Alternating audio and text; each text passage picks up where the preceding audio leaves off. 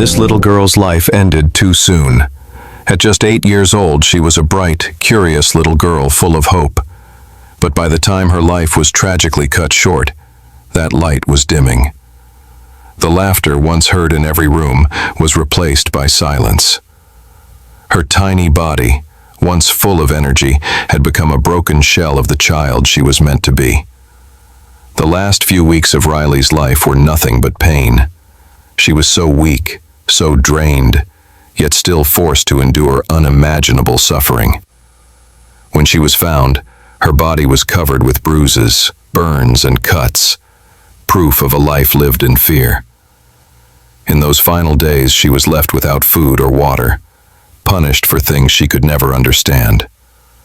Her only escape came in desperate, gasping breaths as she tried to fight for her life. She drank water from the toilet, anything to quench the burning thirst that had taken over her. She was a child, barely a breath away from death, and yet the adults who should have protected her were too busy ignoring the signs. The pain Riley felt, both physical and emotional, is something that no child should ever experience. Her tiny body screamed for help, but nobody heard her. The people who were supposed to stand up for her, the ones who should have recognized the warning signs, turned their backs. Every time she reached out, whether it was with tears, with bruises, with a look in her eyes that said, "Please help me," those around her failed her. And when she needed help the most, they abandoned her. How does a child end up like this? How does the system fail to protect someone so vulnerable, despite the mountains of evidence? How can we sit back and ignore the cries of a child whose voice can barely be heard? This is the story of Riley, a child who was failed by everyone meant to protect her. A story of abuse that went unnoticed. A story of a system that did nothing. A story that should never have happened. But it did. And now we must ask ourselves, how did we let this happen? My dear friend, before we jump into this tragic story, I ask you to take several important actions. Please hit the like button, subscribe to the channel, and share this story. Every single share reaches more people who might recognize these warning signs and save a child. In the comments, write your city and viewing time. This helps me understand when it's best to publish similar investigations so they reach the maximum number of people and can save children's lives. My channel does well to bring you stories about children who needed protection but didn't get it. Each such investigation is not just a story about tragedy. It's a lesson in recognizing dangerous situations. Be sure to watch other videos on the channel, because knowing about cases like these could one day help you notice warning signs and protect a child who's in danger. Thank you for your support. Riley Browning was just a little girl when she first started showing signs that something wasn't right. At just 8 years old, she should have been running around, laughing, dreaming of what she would become when she grew up. But instead, she was left to suffer in silence, her cries for help ignored by everyone who was supposed to protect her. And by the time her life came to a tragic end, it was too late. This story, like so many others, starts with a young, innocent child, caught in a web of abuse that nobody could or would see. Riley wasn't the only child to face neglect, but her case stands out because it shows us just how deeply the systems that should protect our children can fail.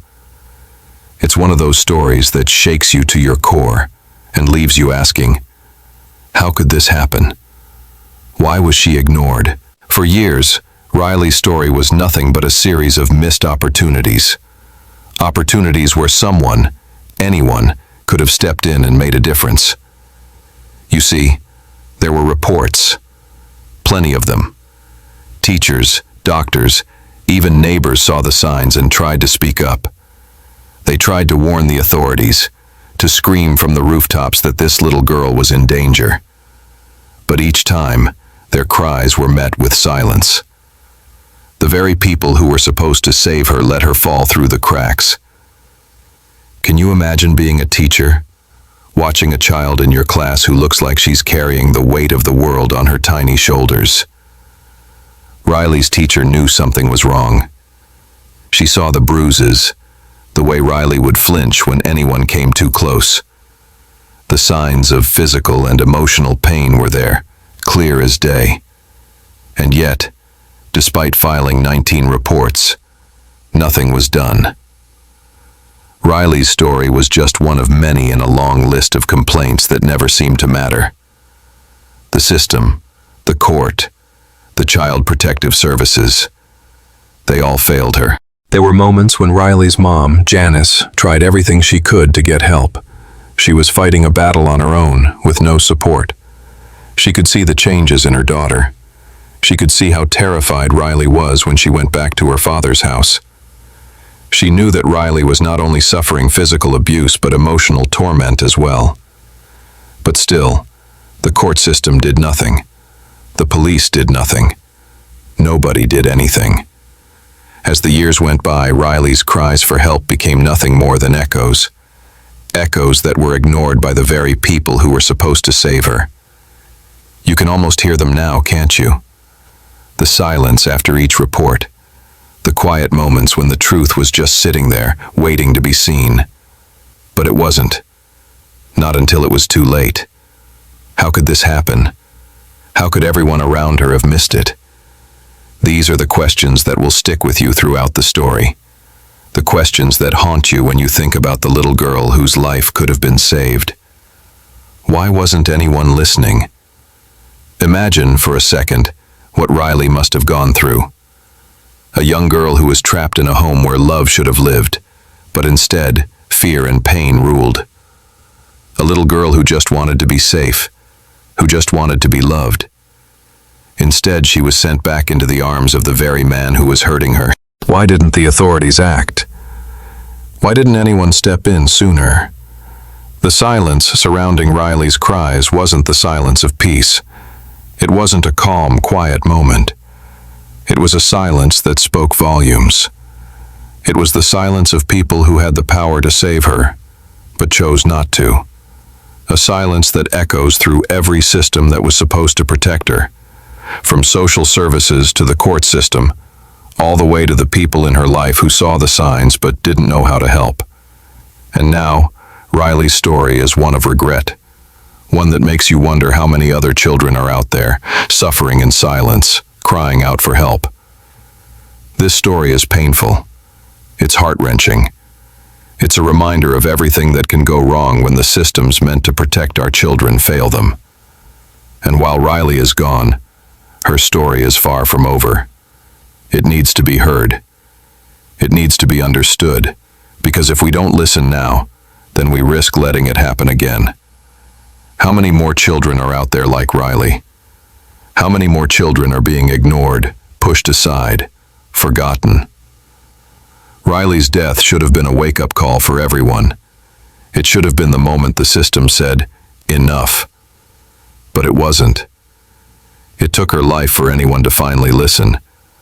But then, it was too late. As we move forward in this story, the question remains, why wasn't anyone listening to Riley sooner? Riley was a bright, energetic little girl who lit up any room she walked into. With her golden blonde hair and big blue eyes, she looked like a little ray of sunshine. From the moment she was born, her mother, Janice, adored her. Riley was Janice's world, the one thing that kept her going during tough times.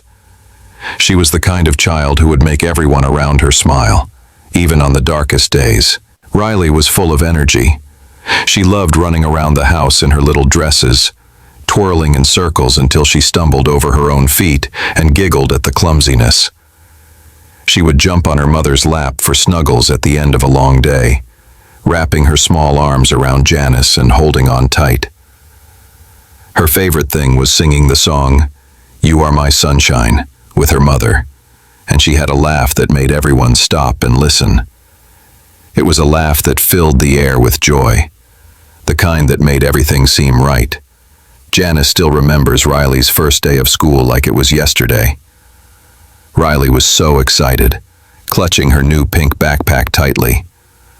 "Mommy, "I'm going to be a big girl today," she said with a grin, her eyes shining with anticipation. Janice could barely hold back tears as she watched her little girl walk into the classroom. It was a bittersweet moment for Janice.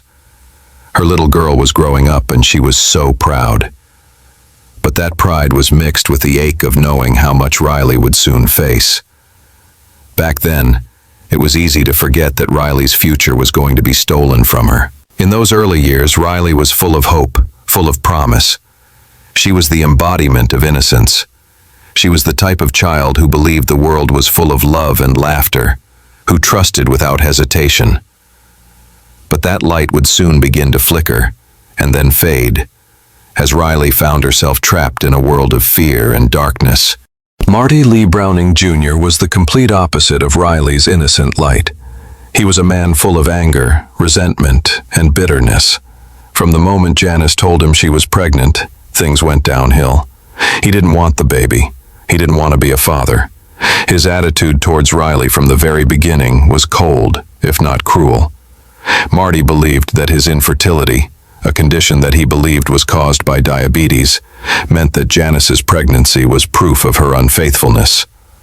This belief led him down a path of suspicion and violence, and it wasn't long before his hostility toward Janice and Riley began to escalate. When Riley was just a baby, Marty would storm around the house, angry for no clear reason, slamming doors and shouting at Janice. He often blamed her for things that weren't her fault, from the tiniest inconveniences to things he imagined in his head. His mood swings were unpredictable, leaving Janice and Riley walking on eggshells, unsure of when the next outburst would come. It didn't take long for the physical violence to begin. Marty's temper would flare up over the smallest things.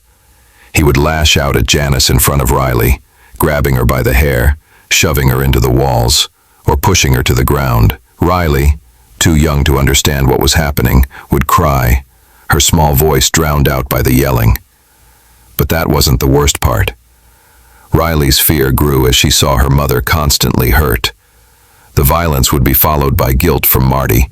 He'd apologize, tell Janice it would never happen again. But he never changed. The cycle kept repeating itself, each time more violent than the last. It wasn't long before Janice realized that not only was she in danger, but so was Riley. Riley wasn't the only one who had to endure Marty's cruelty. As Riley grew older, his treatment of her became more direct. His indifference to her pain turned into active abuse. Marty didn't just neglect Riley. He began to physically hurt her. The first sign of it came when Riley was just a toddler, no older than 3. Marty slapped her hard across the face for something as trivial as crying when he didn't want to be bothered. From then on, the abuse escalated, moving from slaps and shoves to far worse things. It was like Marty saw Riley as an inconvenience, an obstacle that got in the way of his own selfish desires. He couldn't stand the sight of her happiness, and he seemed to take pleasure in breaking her spirit. Janice's heart ached as she watched her daughter go through hell, knowing there was nothing she could do to stop it. She loved Riley with every ounce of her being, but she was terrified of Marty. She was afraid to leave him because she didn't know what he would do, not only to her but to Riley. Every day was a constant battle between trying to protect her daughter and living in fear of what Marty might do next. Janice didn't know where to turn. She couldn't escape him without risking even worse consequences. But she knew deep down that Riley couldn't keep living in this nightmare. For years, Janice tried to seek help. She went to doctors and social workers, explaining what was happening in her home.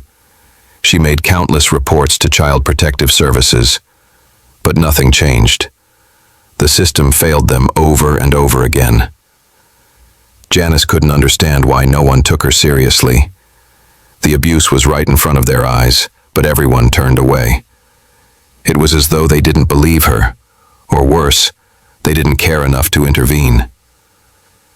Janice's desperation grew with each passing day. She did everything she could to shield Riley from the violence, but the fear in her daughter's eyes told her it was too late. Riley was already scarred, already broken by the very man who was supposed to protect her. Janice's love for her daughter was fierce, but her fear of Marty was suffocating.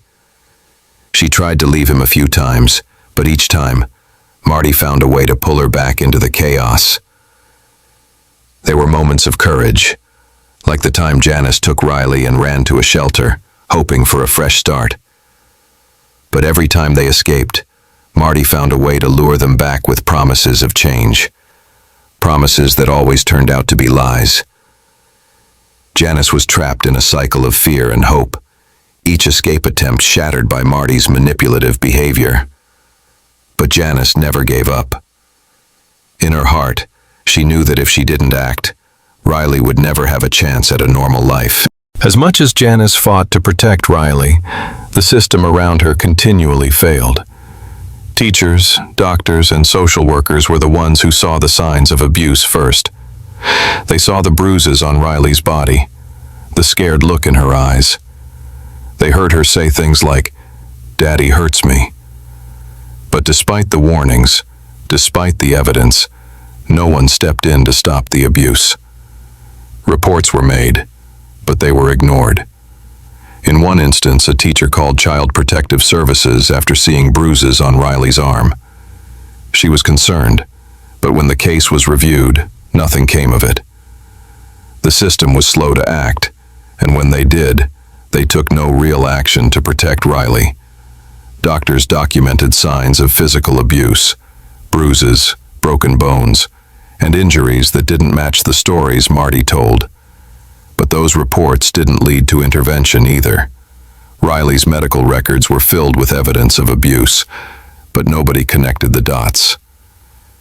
Janice felt as though she was screaming into the void, fighting an invisible enemy, and losing every time. The saddest part of it all was that everyone knew what was happening. The doctors, the teachers, even some of the family knew.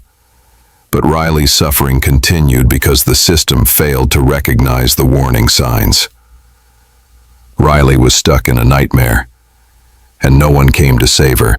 Riley was a little girl full of life, joy, and curiosity. But her world, meant to be full of love and safety, slowly turned into a place where fear, pain, and loneliness took over. Every day became a struggle, and Riley learned to carry her pain in silence, hiding it from the world that seemed unaware of her suffering. She endured more than any child should have to face, and yet, for too long, the signs were overlooked. At first, the marks on Riley's body were subtle.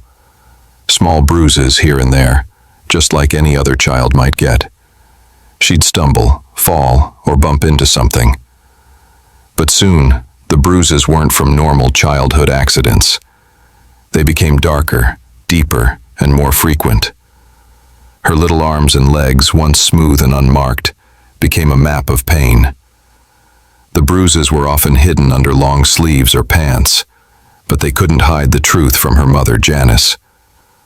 Riley's father, Marty, was quick-tempered, and it didn't take long before his anger turned into physical punishment. Sometimes it was a slap on the arm. Other times it was a blow to the back. Riley, barely able to understand why it was happening, learned to flinch at every movement. She tried to hide her tears, but it didn't stop the pain. The bruises were the first sign, but they weren't the worst of it. The hospital visits started when Riley was still young, but they were always brushed off. The first time she was taken to the doctor was after she fell while playing in the yard. Her leg was swollen, and she couldn't walk on it. The doctors examined her and confirmed it was broken. But when Janice asked how it happened, Marty's explanation was simple. She fell off the stairs. The doctor raised an eyebrow. "Are you sure that's what happened? A fall like this, it would take more than just tripping." But the doctor said nothing more, and the family went home, with Riley limping behind them. This wasn't the first time Marty's temper would show itself, and it wouldn't be the last. As Riley grew, so did the injuries. By the time she was 5, Riley had broken bones, sprained joints, and cuts all over her body. Each injury had a different excuse. Sometimes it was a fall, Other times it was an accident. But no one stopped to ask the deeper questions. Why were the injuries always happening when Riley was around her father? Why was she always so afraid of him? Riley's small body, once healthy and strong, began to show signs of wear. She couldn't run or play like other kids anymore. She'd often be seen walking slowly, as though the weight of the world was on her shoulders. And in a way it was. With each bruise, each broken bone, Riley's body was carrying the physical marks of abuse, marks that would stay with her forever, even if they faded on the outside. The worst injury came when Riley was 6 years old. She was found with burns on her arms and legs, and the skin was raw and red. Janice, terrified, rushed her to the hospital. The doctor's eyes widened when he saw the severity of the burns. These looked like they were caused by something hot, a stove, a heater. But Riley didn't speak, and Janice was too scared to ask more questions. The doctor was left with no choice but to send Riley home, the injury marked down as a minor burn without a proper investigation. But the truth was, it was far from minor. At this point, Riley's pain was no longer something she could ignore. Her body was constantly aching. The bruises never quite healed. Her bones were always tender, and she couldn't move without feeling some kind of discomfort. This wasn't the life a child should live, and yet, it was Riley's reality. But the physical abuse wasn't the only kind Riley endured. The emotional toll was just as heavy, and perhaps in many ways it was worse. Emotional abuse is harder to see, harder to prove, but its effects are long-lasting, often more damaging than physical wounds. From a young age, Riley was told she wasn't enough. Her father belittled her, called her names, and made her feel small. He would yell at her for things that weren't her fault. If she spilled her juice, it was her fault. If she didn't clean her room exactly the way he wanted, it was her fault. He'd get angry over the smallest things, things that were just part of being a child, and punish her for them. Riley's emotional state deteriorated over time. She became quieter, withdrawn, and fearful. She stopped playing with other kids, no longer laughing or running around. Her bright, sunny smile turned into a sad, nervous one, and sometimes she didn't smile at all. She was afraid of her father, afraid of his anger, and it showed in everything she did. She stopped speaking up, stopped asking questions, and stopped doing the things she once loved. The worst part of it all was Riley's fear of abandonment. She never knew when her father's temper would explode, and she never knew if she'd be safe. She wanted to run, to escape, but she had nowhere to go. Her world was shrinking, becoming darker, until she could no longer see the light. At school, Riley clung to her teachers. She begged them not to send her home. One teacher, Miss Celebrity, remembered Riley clinging to her leg, hugging her waist tightly and whispering, "Please, don't make me go back. Please, don't send me home." Miss Celebrity tried to comfort her, but what could she do? Riley was only a little girl, but her life was already filled with a lifetime of fear. It wasn't just the physical punishment that tore at Riley's soul. It was the constant emotional manipulation. Her father would make her believe she wasn't good enough, that she wasn't worthy of love. And worse, he made her feel guilty for the abuse. He would say things like, "If you'd only been better, I wouldn't have to hurt you." Riley internalized this, believing that somehow it was her fault. The pain wasn't just in her body, it was in her heart too. As if the physical and emotional abuse weren't enough, the worst of it came when Riley was subjected to sexual abuse. At such a young age, she had no way of understanding the violation of her body. All she knew was that her father, the person who should have protected her, was doing things to her that were painful and confusing. The medical evidence was undeniable. During a routine visit, doctors discovered signs of sexual trauma that no child should ever endure. Riley had physical injuries, ones that matched the descriptions of what had been happening to her. The doctors didn't need to ask questions. They could see what had been done to this innocent little girl. Riley's mother, Janice, had suspicions, but she couldn't bring herself to believe it at first. How could anyone, especially a father, do something so horrible to their own child? But when Riley finally spoke out, when she finally told her mother what was happening, Janice's worst fears came true. Riley's emotional and physical pain from the abuse were compounded by the overwhelming sense of shame and confusion she felt. How could this happen to her? Why did this happen? The worst part was that Riley didn't feel like anyone could save her. She felt completely alone, abandoned, and terrified. Riley's suffering didn't go unnoticed. Teachers, doctors, and other adults who interacted with her noticed the signs. They saw the bruises on her arms and legs. They saw how she clung to the adults in her life and begged not to go home. They saw the sadness in her eyes, the fear, and the longing for something better. But despite these signs, nothing changed. Riley's final days were a blur of pain and desperation, but they were also marked by a heartbreaking indifference from the people who should have cared for her most. At just 8 years old, Riley was already too familiar with suffering. But nothing could have prepared her for the agony she would endure in the last moments of her life. By the time Riley's health took a sharp decline, her body was already worn thin from months of neglect and abuse. Her once bright eyes had lost their sparkle, and her face, which should have been filled with smiles, was instead gaunt and hollow. Riley was severely dehydrated, her lips cracked and dry, her skin pale and clammy.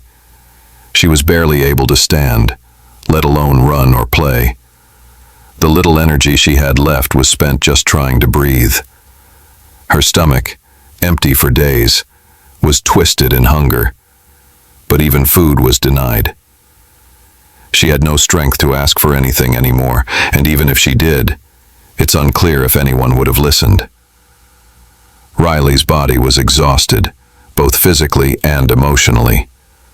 Her once carefree spirit had been completely dimmed, replaced by a quiet desperation that no child should ever have to feel.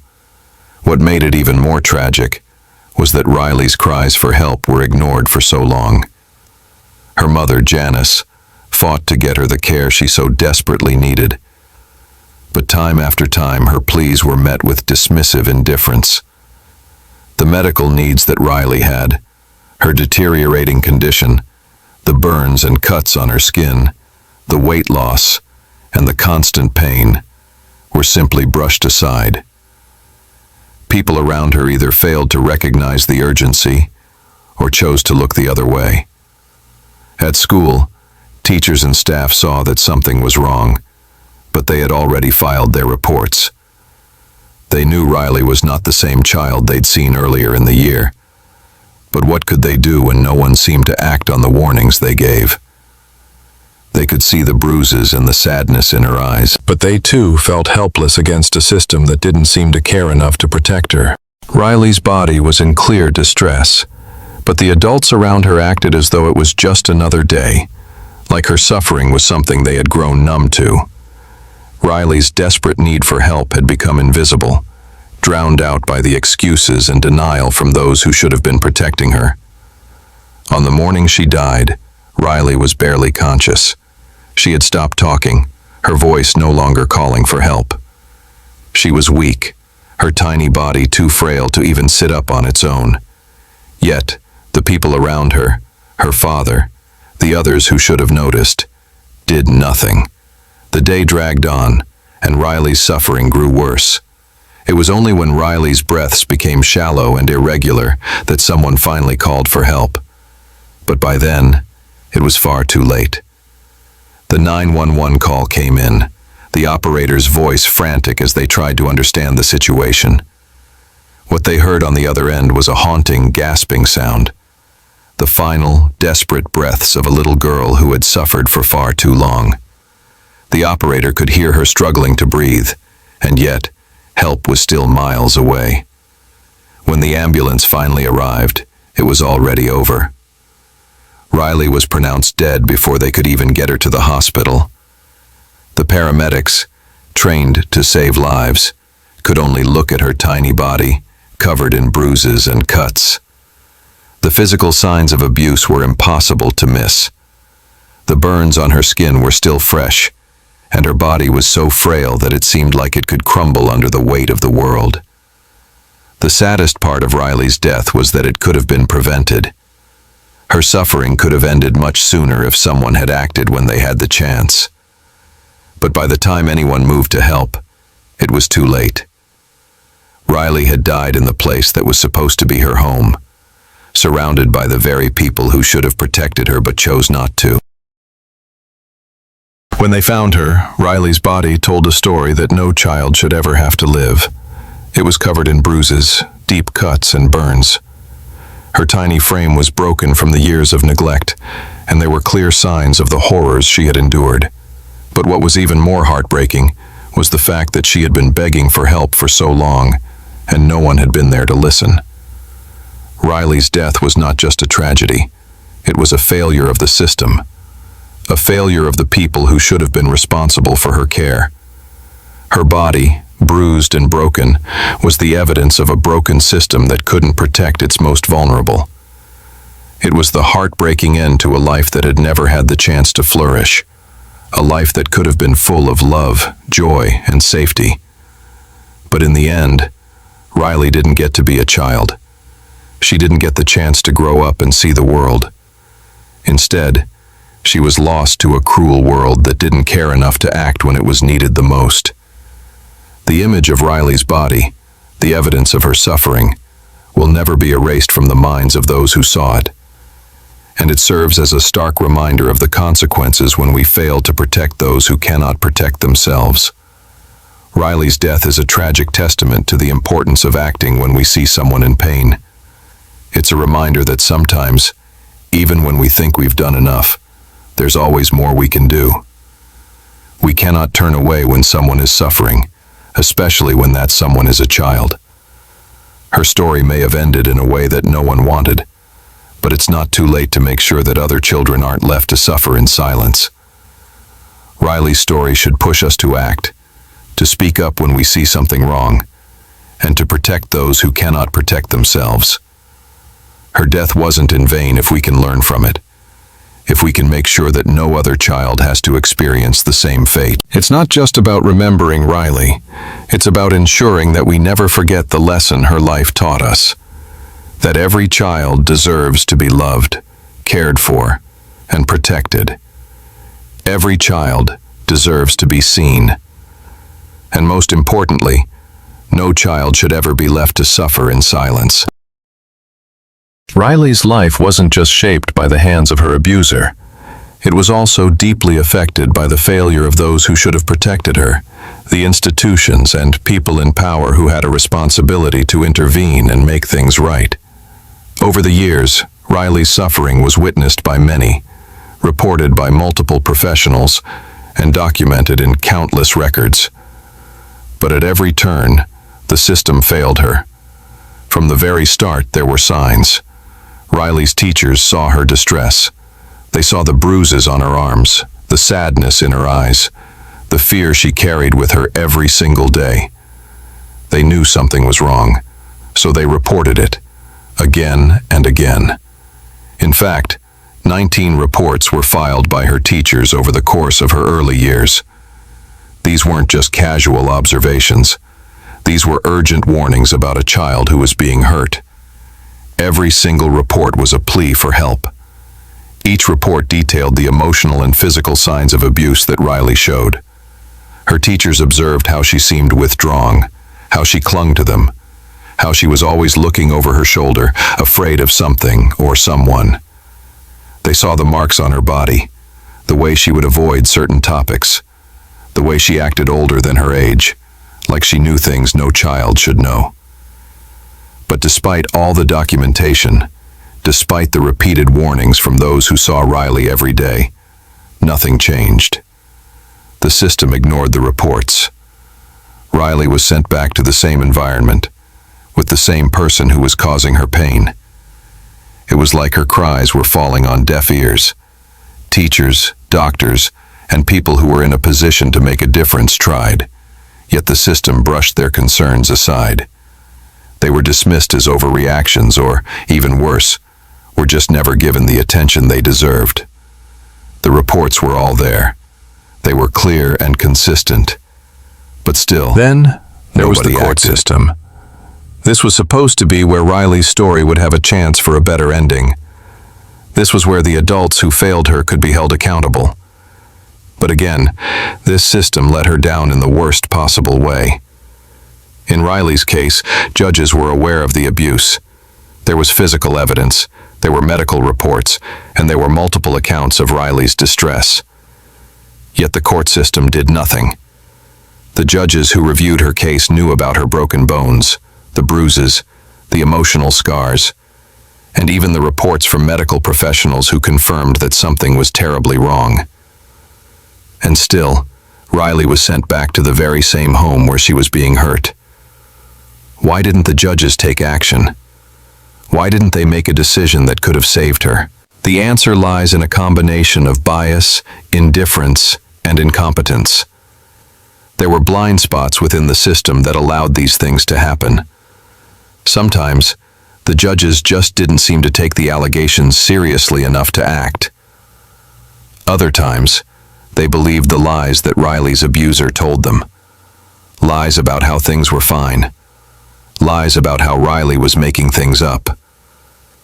When Janice, Riley's mother, tried to tell the court that Riley was in danger, she was dismissed. Instead of listening to the mother who knew her child best, the court allowed Riley to stay with the person who was causing her harm. This wasn't an isolated incident.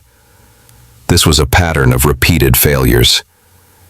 Every time the case went to court, the judges failed to do their job, leaving Riley in the hands of someone who was clearly incapable of caring for her. And then there was Child Protective Services, CPS, the very agency designed to protect children in situations like Riley's. But just like the teachers and the court, CPS dropped the ball. Inconsistent investigations, ignored evidence, and lack of urgency meant that Riley's case never got the attention it deserved. Riley's case was supposed to be a priority. There were multiple calls made to CPS with clear signs of abuse. Medical records showed the injuries. Teachers had reported them, yet CPS never took full responsibility.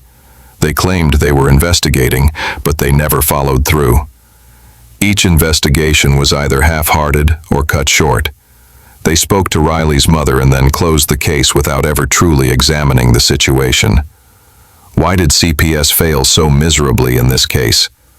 Why did they repeatedly close the case despite so many people telling them something was wrong? The truth is, Riley's case wasn't the only one. Child Protective Services is often overburdened with too many cases and not enough resources to do the job properly. So, cases like Riley's can easily slip through the cracks.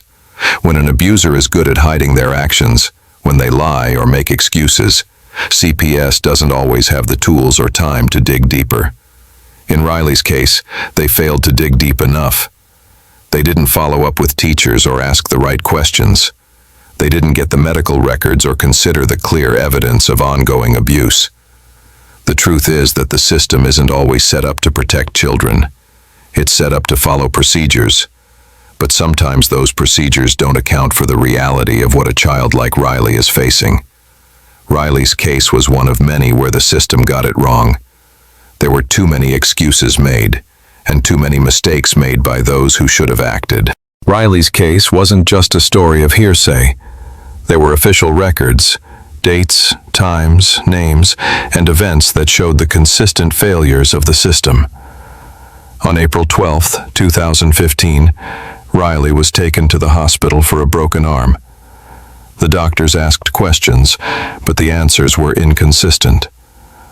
Riley's father claimed that she had tripped while running, but doctors knew that kind of injury wasn't consistent with such a simple fall.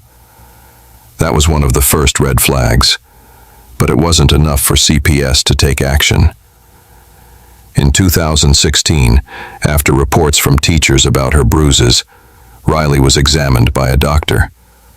The report showed she had serious bruising on her back and legs. The marks were examined by a pediatric specialist, who concluded they were likely caused by something more than just playtime accidents. Yet, despite all the physical evidence, CPS did nothing. No immediate investigation followed. Riley was sent back to live in a home where her life was in constant danger. A year later, after Riley had been emotionally withdrawn for months, her teachers once again raised concerns. They filed their 19th report about Riley's emotional distress, but again, the response was the same. Nothing. Riley continued to live with her abuser, and the system failed to act. By the time December 2018 came, Riley's life was already spiraling toward its tragic end. The last reports were filed too late. By then, Riley was so fragile, physically and emotionally, that she could barely survive. Even though there were clear signs, clear warning bells, the system had done nothing to intervene before it was too late.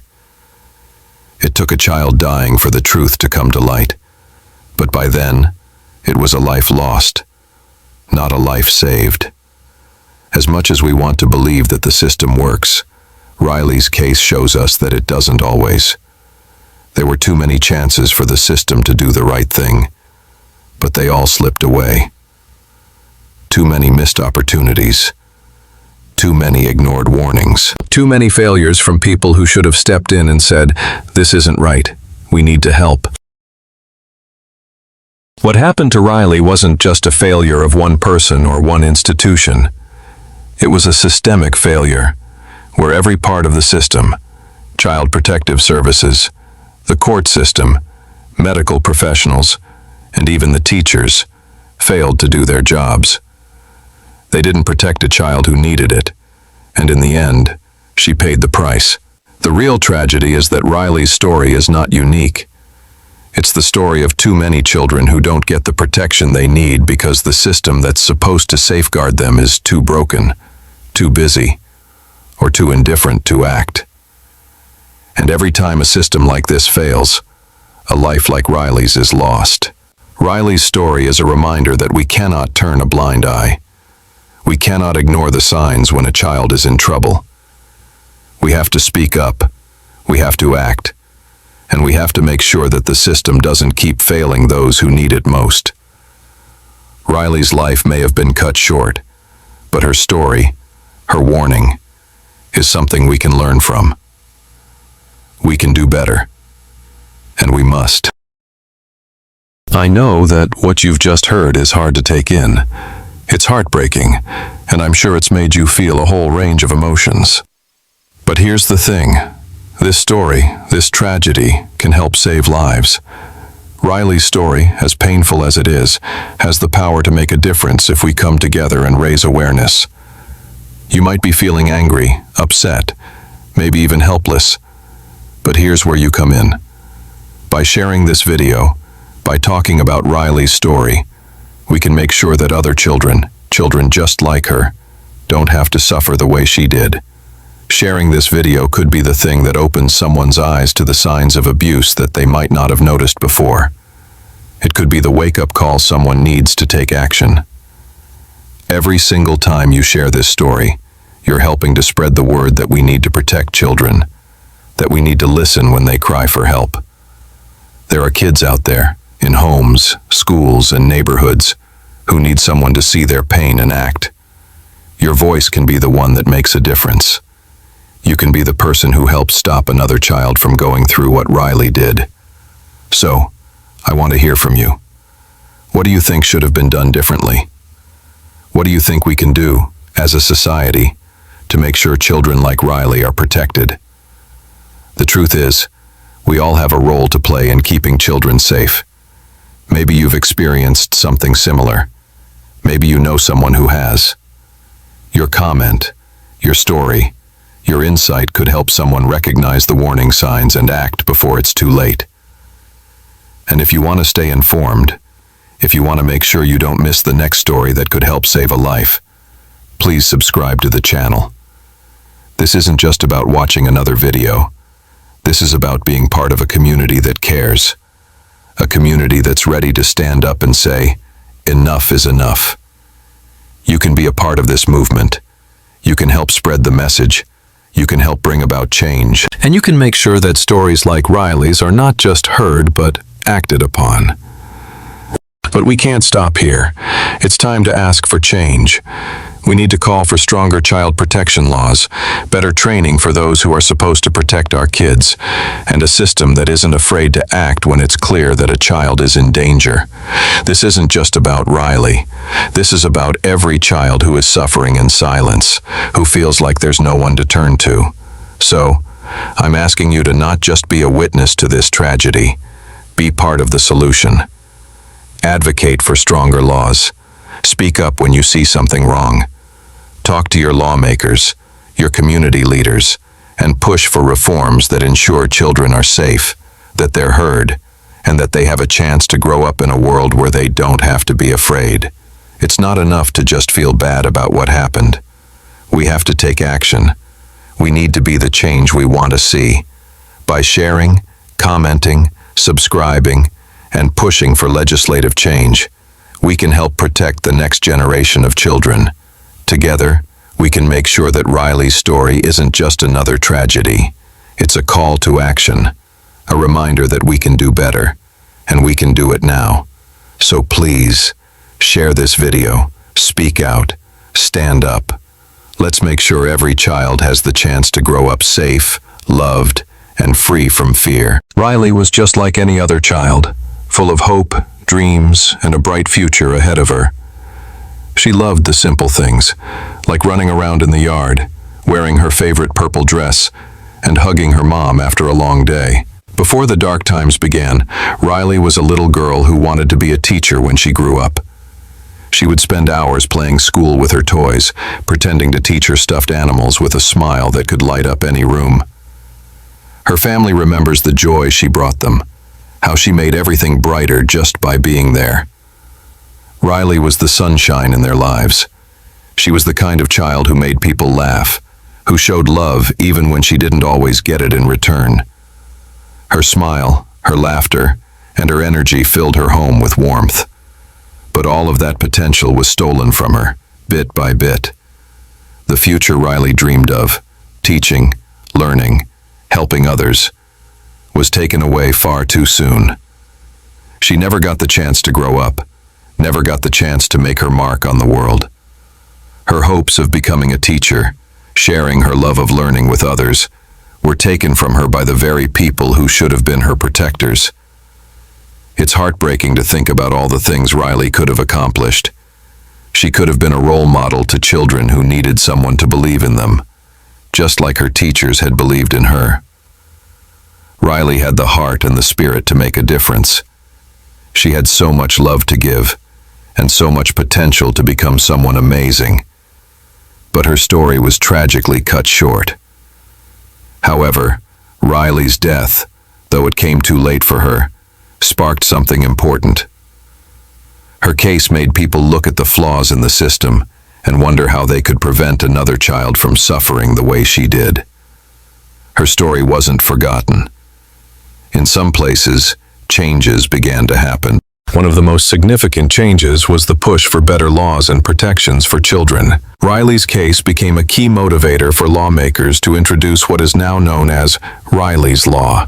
This law was created to make sure that children like Riley, who are in danger, don't fall through the cracks. It holds the system accountable and ensures that when reports of abuse are made, they are actually investigated and acted upon. The law emphasizes that no child should ever be ignored or forgotten, and that the systems meant to protect them must do better. But even though this law is an important step forward, it's not enough. The reality is that many children are still being let down by the same systems that should protect them. The justice system, child protective services, and other institutions need to do more to ensure that children are heard and cared for, especially when they speak up. Riley's death shouldn't have been the reason for these changes, but it was, and because of her, there is hope that future children will have a better chance at safety, love, and protection. We must keep fighting to make sure no other child goes through what Riley did. We have to make sure that the world Riley dreamed of becoming a part of, a world of teachers, smiles, and laughter, becomes a reality for others. It's a sad truth that Riley didn't get the chance to live the life she deserved.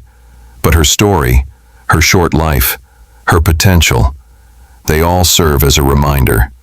We can do better. We must do better. We can't let any more children fall through the cracks. Riley's story is a call to action for all of us, to make sure that every child has the chance to grow up, to dream, to become whatever they want to be. And in the end, while we can't bring Riley back, we can make sure that her life, her story, makes a difference. We can be the change she never got the chance to see. Let her story remind us all of the importance of protecting children, of fighting for what's right, and of making sure that no child ever feels like they have to face the world alone. Riley may not have had the chance to live the life she dreamed of, but we can honor her memory by giving other children the future they deserve. Thank you so much for watching this video and taking the time to hear Riley's story. I know this was a difficult story to listen to, but it's important for all of us to face these hard truths so we can make sure that children like Riley are never forgotten. Her story matters, and it's something we all need to carry with us. We can't afford to let stories like hers fade away into the background. By sharing this video, you're helping raise awareness about the signs that often go unnoticed.